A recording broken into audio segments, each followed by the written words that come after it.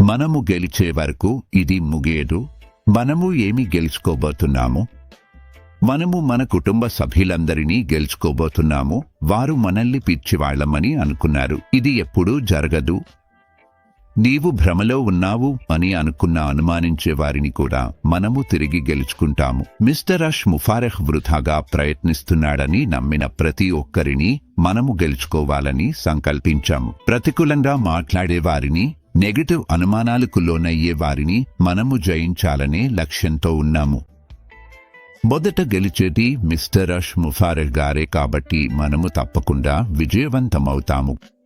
ఎంతటి కష్టమైన పరిస్థితులు వచ్చినా అంధకారమైన క్షణాల తర్వాతే ప్రకాశవంతమైన ఆరంభాలు వస్తాయని గెలిచే మనస్తత్వాన్ని ఆయన మనలో నాటారు. చాలా త్వరలో జరగబోయే విషయానికి మనం ఉత్సాహంతో ఉప్పొంగిపోతున్నాము. మన లక్ష్యం అన్నీ అనుమానించే వారిని తప్పు అని నిరూపించిందని తెలుసుకోవడం ద్వారా లోతైన స్థాయిలో నాకు ధైర్యం కలుగుతుంది.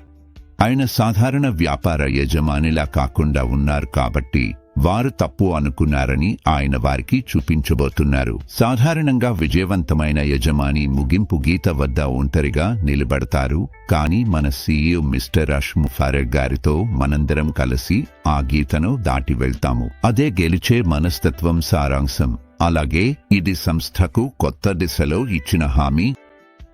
స్నేహితులారా, ఇకపై బిల్లులు చెల్లించాల్సిన ఆందోళన లేకుండా మనం అనుభవించే ఊరటను ఊహించగలరా? వారిని ప్రత్యక్షంగా చూడకపోయినా వారి ముఖాలపై వెలుగు నేను ఇప్పటికే చూడగలను.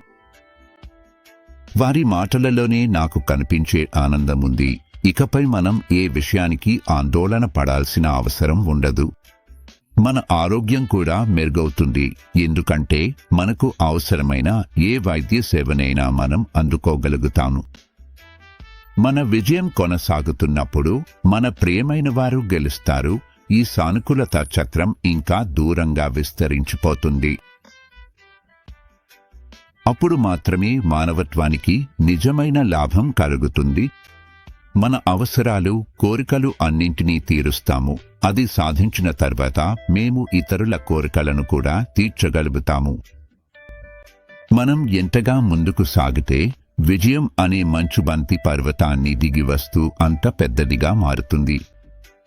మిస్టర్ అష్ ముఫారహ్ యొక్క ఎప్పుడూ లొంగని ధోరణి వల్లే మనం ఈ అగ్రస్థానంలో ఉన్నాము. రెస్టారెంట్లో భోజనం చేయాలా, మెనూ ధరలు వెతకాలా అనే ఆందోళన ఇక మనకు ఉండదు.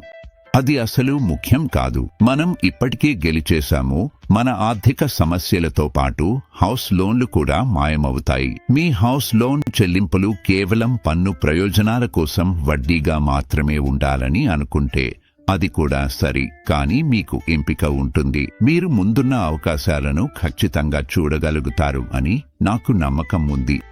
మనం గెలిచినప్పుడు రోజువారీ అవసరాల గురించి ఇక మనకు ఒత్తిడి ఉండదు. అవన్నీ కొత్త డైరెక్షన్ కంపెనీ ద్వారా సమృద్ధిగా నిర్వహించబడతాయి. మీరు ఇప్పుడు ఎలా అనుభూతి పడుతున్నారో నాకు తెలియదు. కానీ మీరు నన్ను కన్నా బాగానే అనిపిస్తుంటే అది చట్ట విరుద్ధం.